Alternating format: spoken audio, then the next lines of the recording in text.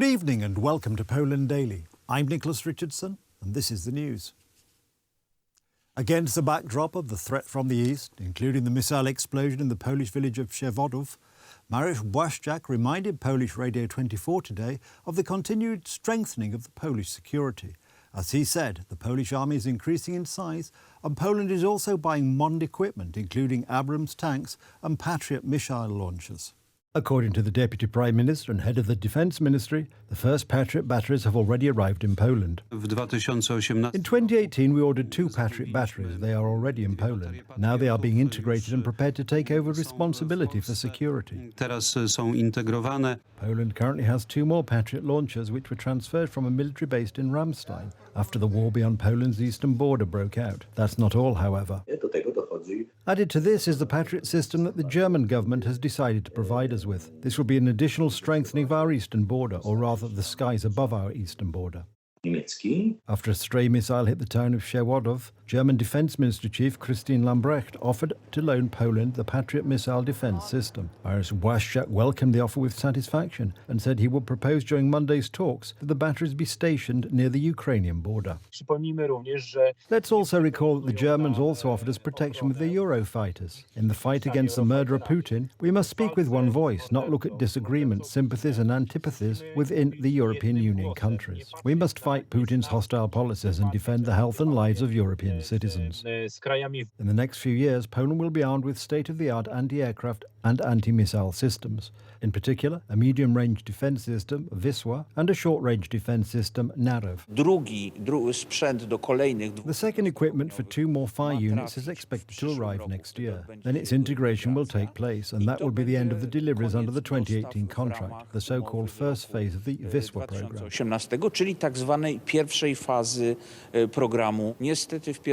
First of all, we need to secure military units, the so-called critical infrastructure. The situation beyond Poland's eastern border shows that Poland must constantly develop its defensive capabilities in response to events on the front line and in consultation with her NATO allies. That is, the system we are building is not only the result of observations, but also of exchanging information with the Ukrainian military on their experiences and observations. As early as next year, 20 HIMARS launchers will be delivered to Poland, 18 of which will most likely power the 18th Artillery Regiment in Novodemba, and 2 launchers will be transferred to the Artillery and Armament Training Centre in Toruń for training. Ukrainian Deputy Prime Minister Irina Vereshchuk has called for women, children and the elderly to evacuate the Kherson and Mykolaiv regions before the coming winter because of the serious humanitarian situation. In turn, Ukrainian President Volodymyr Zelensky spoke on the telephone with French President Emmanuel Macron about the situation at the Zaporizhzhia nuclear power plant. The subject of the telephone conversation between the 2 presidents was issues related to Europe's nuclear security. They also discussed the need to demilitarize the Zaporizhzhia nuclear power plant area. Russia must withdraw all its troops from there and stop shelling the facility. I thank President Macron for his readiness to support us. The power plant was under Russian fire for several days. Experts from the International Atomic Energy Agency warn that such action is literally playing with fire. According to the Kremlin's narrative, Kiev bears responsibility for the current situation. Who is the threat there? Those people who are shelling the station and posing a threat. The artillery of the Ukrainian armed forces. This is what we must demand from Ukraine. Withdraw their heavy weapons and stop shelling. Russia and Ukraine also accuse each other of war crimes. However, the retreating Russian soldiers and the mass graves and execution sites left behind provide clear testimony to the actions of the Russian forces. Melitopol's mayor, Ivan Fedorov, recalls the Russian torture and interrogation methods used on Ukrainians. Fedorov was abducted by the Russians in the first days of the war. He was released in exchange for 9 Russian prisoners of war. According to him, conditions in Russian prisons are worse than those in Auschwitz.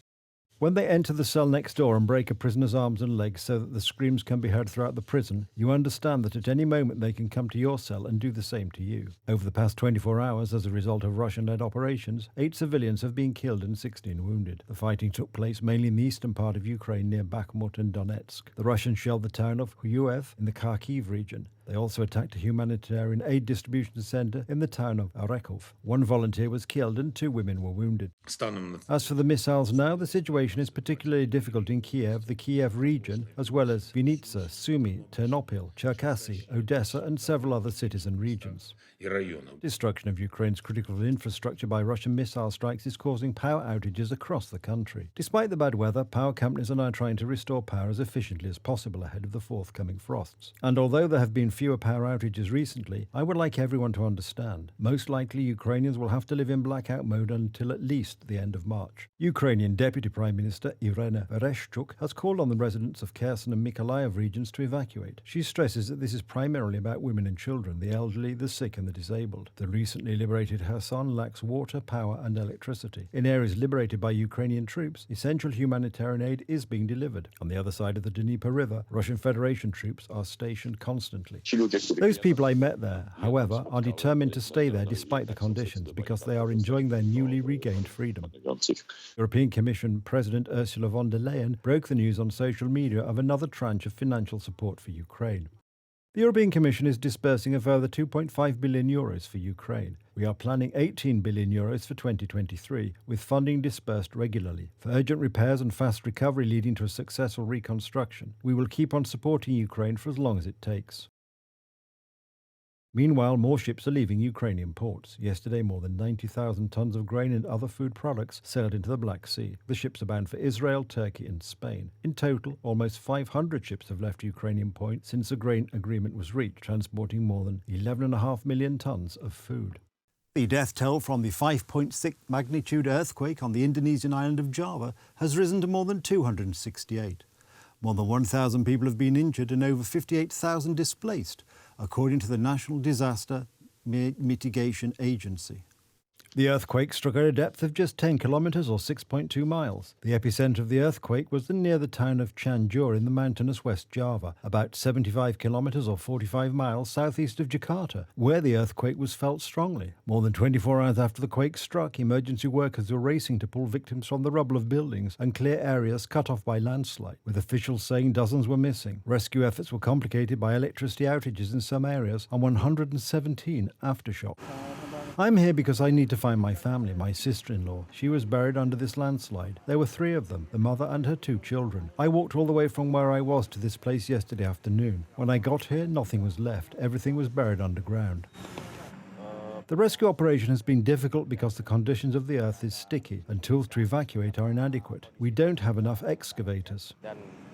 Earlier today, President Joko Widodo travelled to Cianjur to encourage rescuers and said the government would hand out compensation to the victims and their families. My instruction is to prioritise rescuing and evacuating victims that are still trapped under this rubble first. The government will provide assistance to those whose homes suffered heavy, light or moderate damage. Straddling the so-called Ring of Fire, a highly seismically active zone where different plates on the Earth's crust meet, Indonesia has a history of devastating earthquakes. That's the news. Thank you for watching. Stay with us for the weather, Poland Daily Business and more programmes. But from me, it's have a good night and a better tomorrow.